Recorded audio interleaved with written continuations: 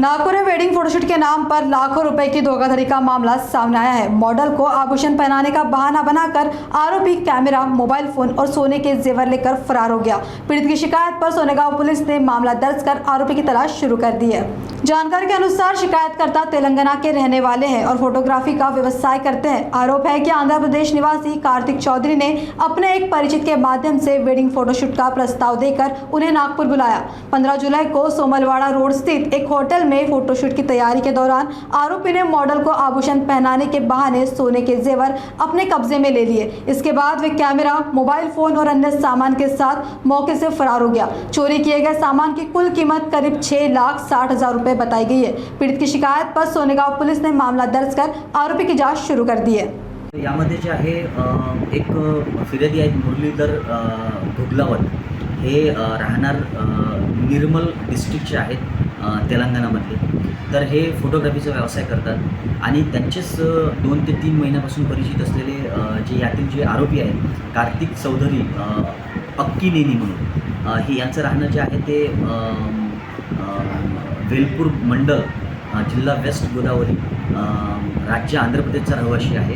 त्याने त्या फोटोग्राफरला एक त्यांच्या मित्राच्या माध्यमातून संपर्क केला आणि त्यांना सांगितलं की आम्हाला प्री वेडिंग शूट करायचं आहे, तर आपण नागपूर आणि निर्मल या 2 ठिकाणी जे आहे ते करणार आहोत असं त्याला सांगितलं आणि 2 महिन्यापासून ते कंटिन्युअसली संपर्कात होते एकमेकाच्या।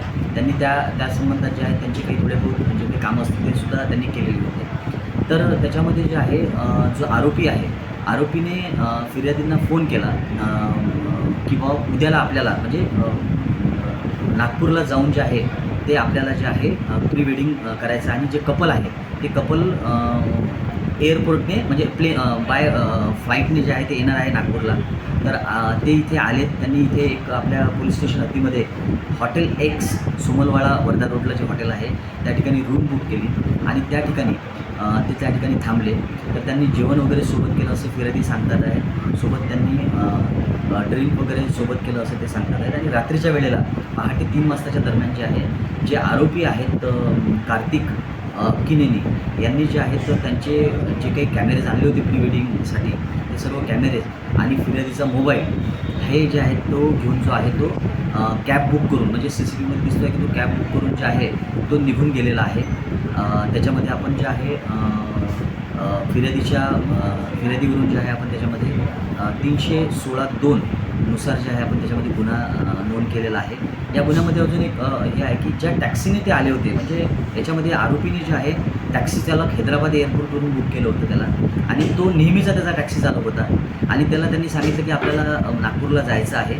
तर त्यांनी नागपूरला येत असताना जे आहे त्या टॅक्सी चालकाला नागपूरपर्यंत आणलं, त्याचेसुद्धा बिलाचे पैसे जे आहेत टॅक्सी चालकाचे ते सुद्धा तिने जे आहेत ते दिलेले नाही। तर त्याच्यामुळे आपण जे आहे या दोघांचंही आपण जबाब नोंदवून जे आहे याच्यामध्ये आपण गुन्हा दाखल केलेला आहे आणि आरोपीचा आपण जे आहे ते शोध घेतला।